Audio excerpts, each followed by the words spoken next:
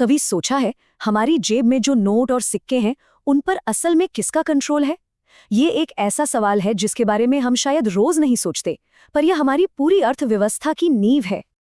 तो चलिए आज इसी सवाल की तह तक चलते हैं। आखिर भारत में करेंसी को कौन कंट्रोल करता है, सरकार या फिर रिजर्व बैंक ऑफ इंडिया? पता है, इसका जवाब शायद वैसा नहीं है जैसा ज्यादातर लोग सोचते हैं। अक्सर लोगों को लगता है कि इसका जवाब या तो सरकार होगा या फिर आरबीआई, पर असलियत में मामला थोड़ा पेचीदा है। देखिए, भारत में करेंसी का कंट्रोल किसी एक के हाथ में है ही नहीं। ये एक तरह की पार्टनरशिप है भारत सरकार और आरबीआई के बीच। तो ये है वो साझा नियंत्रण प्रणाली। चलिए अब ये समझते हैं कि हमारे पैसे के पीछे ये दोहरी शक्ति आखिर काम कैसे करती है और दोनों के हिस्से में क्या-क्या आता है। तो सबसे ज़रूरी बात जो याद रखनी है वो ये है कि ये एक पार्टनरशिप है। दोनों की अपनी अपनी एकदम साफ साफ तय की हुई भूमिकाएं हैं, बिल्कुल एक टीम की तरह, जहां हर खिलाड़ी को पता होता है कि उसे क्या करना है। तो चलिए शुरुआत करते हैं सबसे जाने पहचाने नाम से, आरबीआई यानी भारतीय रिजर्व बैंक। हम सब ने नोटों पर आरबीआई का नाम तो देखा ही है, तो देखते हैं कि बैंक नोट्स को मैनेज करने में इनका रोल क्या है।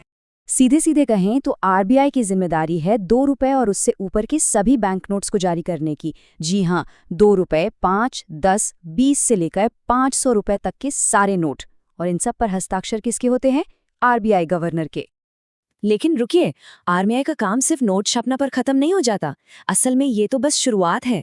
वो करेंसी की पूरी लाइफ साइकिल को मैनेज करते हैं, मतलब नोटों की छपाई से लेकर उन्हें देश भर में पहुंचाने तक, और फिर पुराने फटे पुराने नोटों को सिस्टम से वापस हटाने तक, सब कुछ। ये बहुत बहुत बड़ा काम है।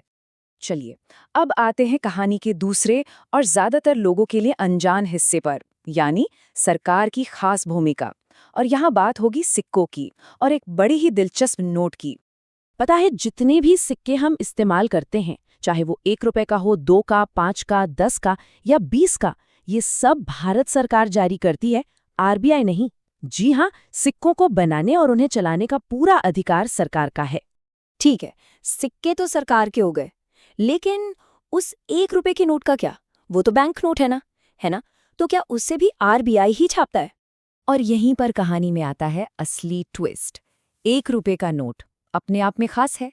इसे आरबीआई नहीं बल्कि भारत सरकार जारी करती है, और इसीलिए इस पर आरबीआई गवर्नर के साइन नहीं होते, बल्कि फाइनेंस सेक्रेटरी यानी वित्त सचिव के होते हैं। और यही वो छोटा सा लेकिन सबसे बड़ा सबूत है इस ड्यूल कंट्रोल सिस्टम का। तो अब सवाल ये उठता है कि आखिर ऐसा सिस्टम बनाया ही क्यों गया? इस दोहरी व्यवस्था के पीछे की वजह क्या है? चलिए इसके पीछे का लॉजिक और इसके फायदे समझते हैं।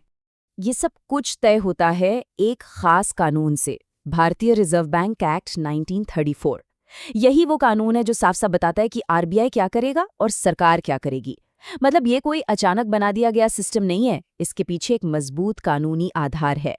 और इस कानूनी ढांचे के फायदे भी हैं जो एक दूसरे से जुड़े हुए हैं। देखिए, सबसे पहले तो इससे आरबीआई को आज़ादी मिलती है कि वो बिना किसी सियासी दबाव के मॉनेटरी मैनेजमेंट कर सकें। जब ऐसा होता है तो महंगाई यानी इन्फ्लेशन पर कंट्रोल रखना आसान हो जाता है, और इन दोनों चीज़ों का नतीजा क्या होता है? देश में इकोनॉमिक स्टेबिलिटी यानी आर्थिक स्थिरता। तो कुल मिलाकर बात यह है कि पावर का ये बंटवारा एक तरह का चेक्स एंड बैलेंसेस का सिस्टम बनाता है। ये इस बात को पक्का करता है कि कोई एक अथॉरिटी, खासकर सरकार, जब चाहे जितना चाहे पैसा ना छाप सके, और इसी से हमारी इकोनॉमी में एक बैलेंस बना रहता है।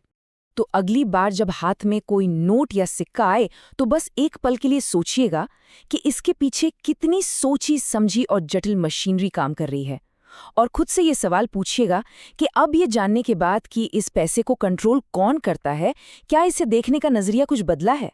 सोचने वाली बात है ना?